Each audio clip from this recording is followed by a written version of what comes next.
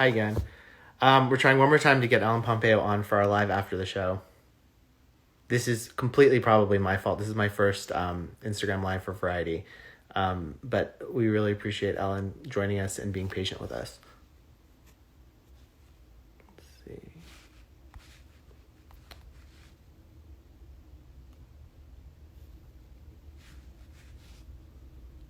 Hi again. Let's hope this works. I hope as well.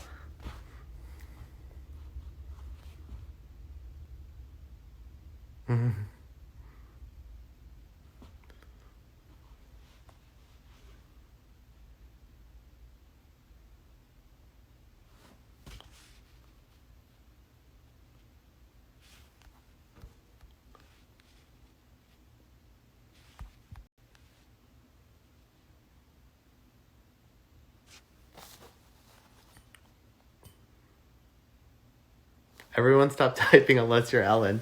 Hi, Meg.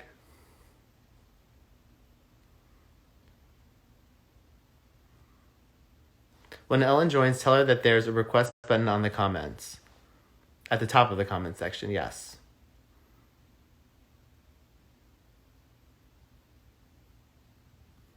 Hi, Mark Malkin.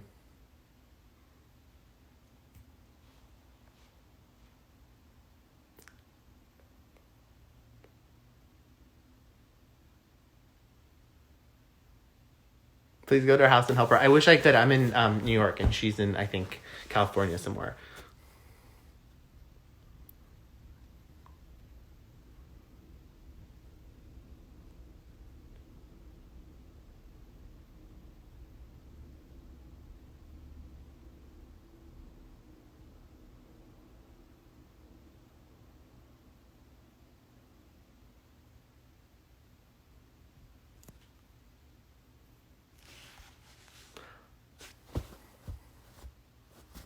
I had a dream that I went to Brazil and met you. It was so funny.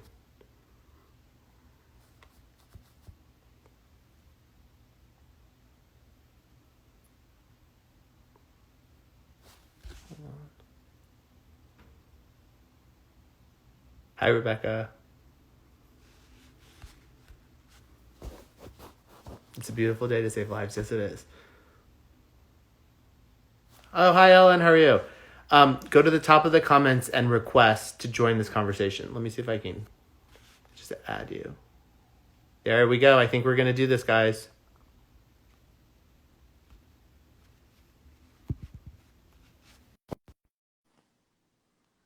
Oh, no. It said, Ellen, you're not able to join. Let's try one more time. So it's saying you're unable to join every time I invite you to join, but I do see your request.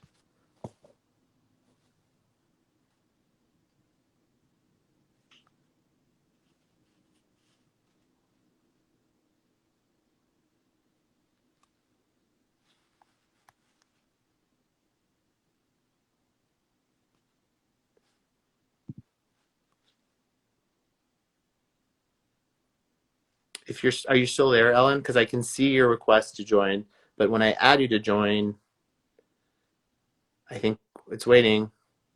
Let's see.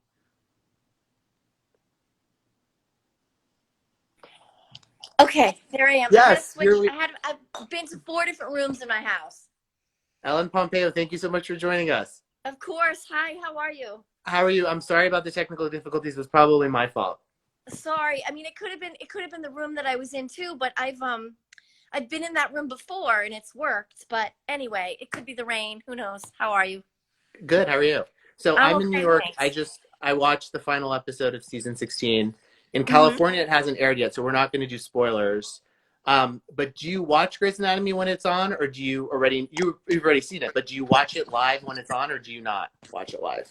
I don't. I Okay. mean, I did today. I've watched in the past. Kelly McCreary and I have been doing lives, and it's been pretty fun. So I have been watching. I don't normally watch, but I have been just in lieu of this this isolation. I thought we thought it would be something nice for the fans and entertaining and fun for us. And so tonight's episode wasn't supposed to be your final episode of the season, right? Was not. No, it was episode 21 and we were slated to do 25. So we still had 4 more to go. So So do you know if those 4 will be filmed as the beginning of season 17, or do you think they'll be compressed, or is it still all well, being decided? I don't know. As far as I know, the writer's room is not up yet. Obviously, they can't gather. I suppose they could do Zooms, but maybe they'll do Zooms. Maybe they'll get together in a couple of weeks. And I think the plan is to resume the room in a couple of weeks. What, However they resume it, yeah. whether it's Zoom or yeah. What do you think about this season and Meredith's arc? Did you have a favorite episode, or did you have a favorite storyline this season? Well, I have to say that one thing that Krista and I talk a lot about is as subtly as we can, on a network sort of soapy drama, to call out, our healthcare system and the problems with it. So the fact that we were able to do that, and we were able to have a storyline that dealt with a young child not having health insurance, Yeah. An undocumented child not having health insurance, was a storyline that Krista and I were felt really grateful to be able to tell. So I would say that that's definitely was a highlight of this season and last for me, to sort of continue that. And then I think what I love about what Krista and I, what Krista's doing is, and I know everybody's not so crazy about it sometimes, and whatever, they don't have to watch if they're not crazy about it, but to touch on political issues like this, I think is really important. To talk about the human trafficking that was in, I think, was it last week's episode? Mm-hmm. To where this mental illness storyline with Giacomo Gianotti, I think it's all really important stuff. And so I'm proud that we have such a platform to be able to tell these stories in an entertaining way, but sort of subliminally drop in messages and bring issues to light that we think need to have more light shown on them. Do you think that there will be an episode of Grey's that addresses what's happening right now in the United States of America? I don't know. I thought about it. It's obviously, we don't want to get too political here, but yeah. I was just watching the news and I saw a clip of Barack Obama in 2014 saying that a pandemic was kind of inevitable and that we should be prepared for it. And then in 2014, the Republicans were not granting him the budget, the access to put together what he felt like he needed to keep the American people safe, is how he put it in his words. So, in 2014, Barack Obama was very well aware that this was going to happen, and very well aware that we needed to be more prepared than we were at that time for it. So the fact that, we're 5 years later and we're not prepared, there's some people who drop the ball, for sure. It's disappointing. I've noticed that you've been very vocal on Instagram, celebrating doctors, encouraging people to stay at home. Do you have a message? I know that you recorded a message a few weeks ago. Do you have a message now, given the fact that we're nearing the peak of the epidemic, given what we've seen, the images that we've seen coming out of hospitals and the heroics of doctors and nurses? I think that, for myself, I know that I have to keep reminding myself this every day, and I have small kids, and it's really more challenging for the children to understand because they don't have the perspective that we have. But as hard as we think this is, as hard as we think it is to stay in and not see our friends and not go out, even if the weather is beautiful, I get it. But my goodness, can you imagine having to suit up? Hopefully you have the PPE to suit up and walk straight into a hospital every single day and deal with sick person after sick person after sick person. We don't know sacrifice. Sitting in our houses, being bored, not having anything to do, being alone, and loneliness is a real thing. And I don't certainly want to downplay that. And I don't want to also downplay people financially struggling. I mean, there's a lot of fallout from this in all areas. So I don't want to say that sort of, anyone is suffering less, because it's all relative, right? But certainly our healthcare professionals At the very least, the fact that they're fighting this fight unprepared without the proper gear is really heartbreaking for me. So I think that when people are struggling, if you're struggling, I think it's always helpful to think of someone else and think of what you could do for someone else, or there's always someone who has it worse. So Mm-hmm. yeah. When did you first realize that Meredith Grey was such an empowering hero to so many people, and especially people in the medical community? When did you realize that people were going to medical school because of her and because of the character that you and Shonda created? I think that it's really started probably like year 10, Mm-hmm. because by that time it was everybody who had sort of grown up with the show had now, they started watching the show when they were 14 or whatever. So when they're 24, they're thinking about, they've graduated college and now they're in medical school, right? Yeah. So I think it was about year 10 when it really started. People were saying, I went to medical school because of you. I went to nursing school because of you. I'm an x-ray tech because of Grey's. So I think it was probably around year 10 where we started to see the decade-long effect that the show had on people. When you first read the pilot back in 2000, I think 2005, did you always see her as an empowered feminist, or is that a journey that came through the writing through the seasons? Because she is really one of the strongest characters in recent TV history. Thank you for saying that. No, that didn't, never. Well, I did recognize that the film roles that I was being offered at the time were all the girlfriends, and sort of just the chick in the movie with not really a lot to do. And I did recognize when I read the pilot that, wow, this is a female lead with a career. Wow. I wasn't seeing many of those parts. So I did recognize that. But I think her journey to becoming powerful was not really, I don't know. I don't think it was so obvious to me. I have a different perspective, obviously, and maybe people see the beginning of the show as more empowering than I did. But, that pick me, choose me, love me was like, I was like, why am I begging a man to, Mm-hmm. to love me? To me, that's not empowering. So, if we, I don't know what season is that? Is that 2 or? I think that was 2, right? That's when Oh, Addison came back, and then she asks Derek. I think that's the beginning of season 2. I think. yeah, I think you're right. So anyway, I don't think that Meredith. I think that with television shows specifically, they don't really know where they're going, right? I mean, Yeah. Shonda definitely had an idea for characters, and they have to have some sort of arcs. But I think that a show that runs for as long as Grey's, I think that the show has had to grow with the characters. Mm-hmm. So it's like I'm 15 years older now, so I'm so much stronger person than I was then.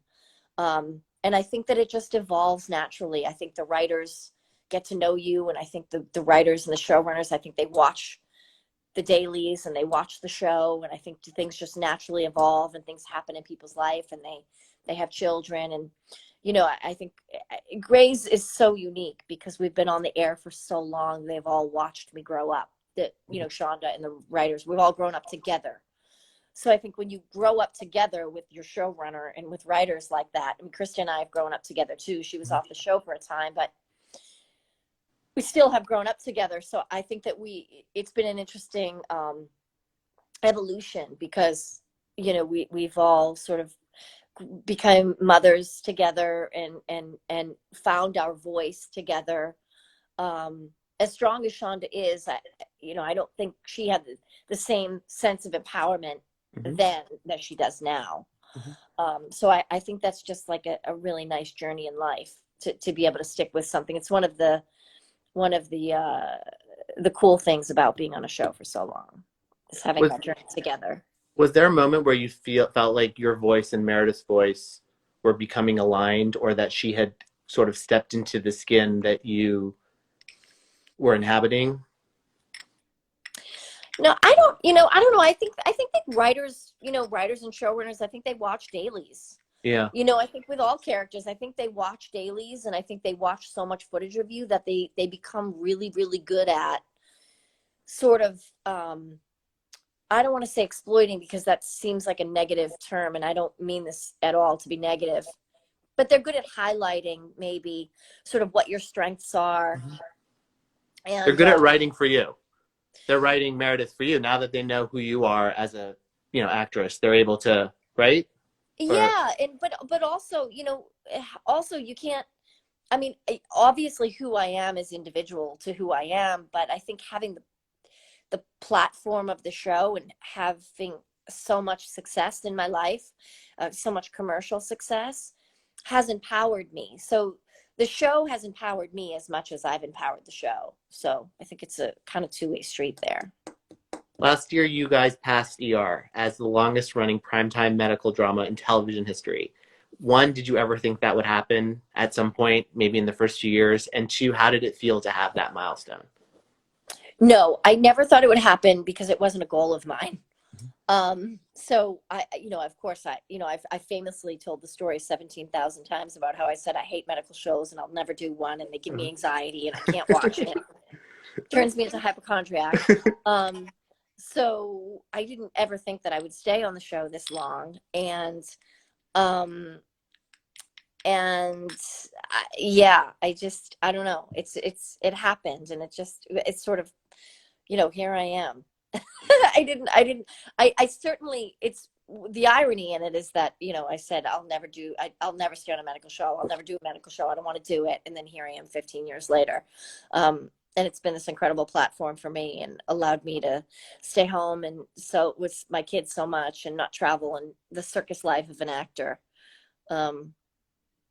So it's I thought that it wasn't the road less traveled to stay on a television show for this many years, but actually it is the road less traveled, because most people wouldn't stay on a show this long. They want to do other things, and so that's been ironic in itself, that you think you want to take the road less traveled, and you think, well, this can't be the road less traveled, this is too obvious a choice, but it's turned out to be the road less traveled, because most actors, would never want to be on a show this long. And as soon as they get off, they do everything in their power to try to distance themselves from the show, Mm-hmm.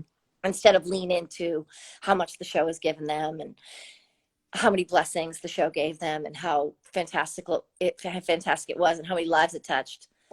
Instead of leaning into that, everyone sort of tries to run away from it and wants their identity to be anything else but that.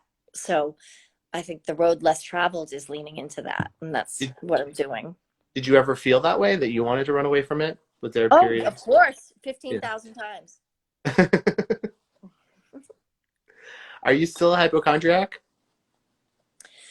Well, I have to say, I don't know if it's a hypochondriac or if it's this, this crisis that we're dealing with. But like every day I wake up and I'm like, do I have a sore throat?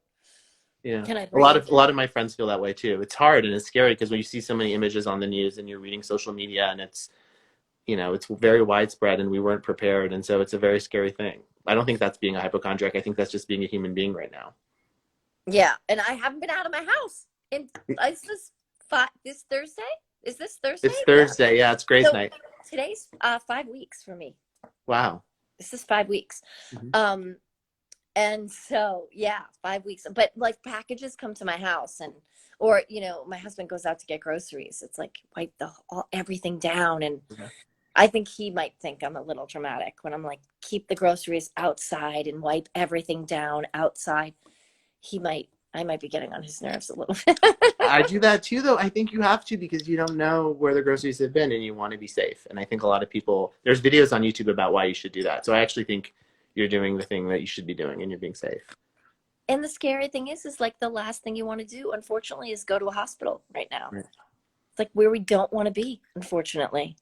And I know the healthcare professions, I know they're sick about that too. That it's like, my goodness, for all the good they're doing. Do you have a place in your mind where Meredith Grey goes on her final? I know we don't know when the final episode will be, but do you have a sense of where her final point will be? No, I have no expectations, and that's how I survive. Do you have so you have no wishes for her, you have no plans for her, you have no image of like what that final scene might be? Um, Not the final scene, no. The final episode I did, but I can't really tell you because then Of course not. I'd have to kill you. But Krista and I have talked about potential things, but who knows? Do you have an end date in mind? I know you're signed on for one more season. Do you feel like you could continue I am on beyond signed that? on for one more season is all I can say. Okay. I wanted to ask you about Justin Chambers leaving because that was a big moment for this season of Grey's Anatomy. How did it feel to read that script, and how did it feel to watch that episode back? Because I personally was crying. It was very emotional, and I thought beautifully done. It was beautifully done. The writers did a fantastic job. I think, Justin said it perfectly in his statement. There really is no way, there's no good way to say goodbye to a character like that. So, and we didn't get to read that script. We all filmed our parts not having read it.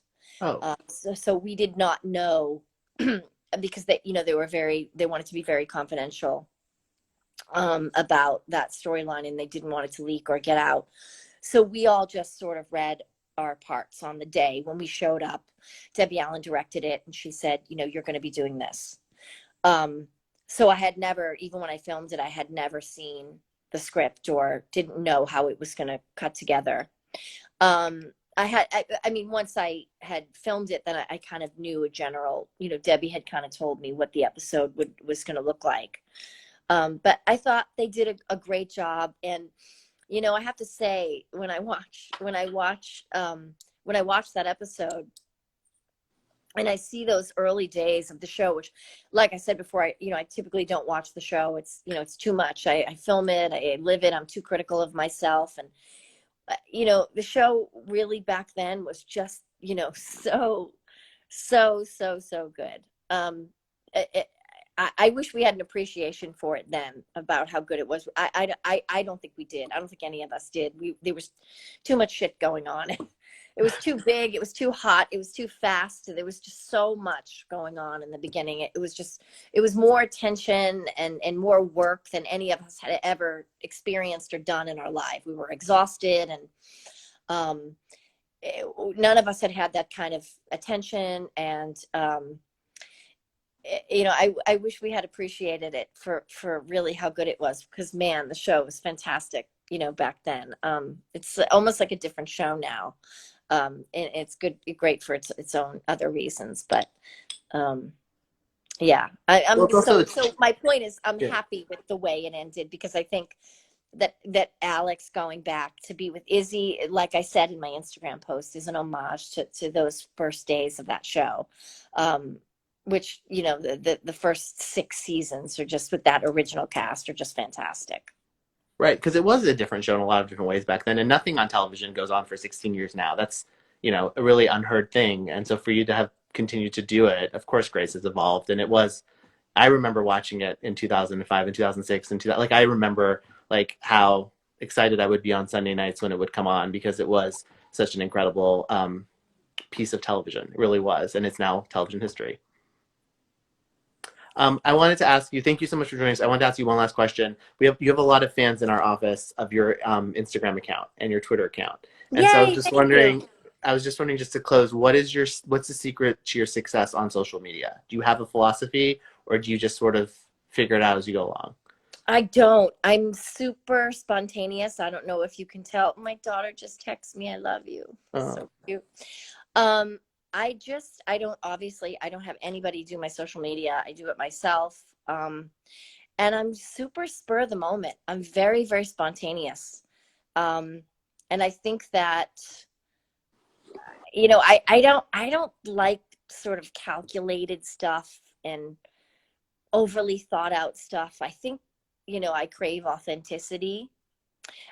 Certainly, like in my friends and in people, it's just something that I'm drawn to. And I think that if you can be authentic, it's like the biggest gift you can give people. So um, and I know some people, don't like to show their kids, and I typically try not to, but I just couldn't help it that day when I was filming Sienna, and she just was like, it was just like I feel like how the world feels right now. I don't know if you saw it, but like Yeah, I did. we all could just like feel like, oh my God, if I have to stay in the house one more day. So I just try to be authentic, and I don't, there's no rhyme or reason to it. And you don't know when you'll be back to shoot the next season, because obviously we don't. None of us know when things will go Oh back my to normal. goodness. I know, I don't, man, I hope that, we're back in July like we normally are, Yeah. usually we go back like in late July or August. It depends on, it's like a 2 week window, on either side. But I pray that we're back at the end of July. I pray the world is back to normal by then. And I hope we can, start when we're supposed to start. I do too. I think a lot of people do. Ellen, thank you so much for joining us. We really appreciate it. It's good to talk to you. Thanks so much. This was fun. Thank Thank you. you. It was. Thanks Thanks. everybody for your questions and your little hearts in the corner. And I'm sorry I was in the wrong room. That's And I okay. can't get on. Thanks. Okay. Thank you. Thanks, guys, for Good night. watching. Stay Good well. night. Thanks Bye. everybody for watching. Bye bye.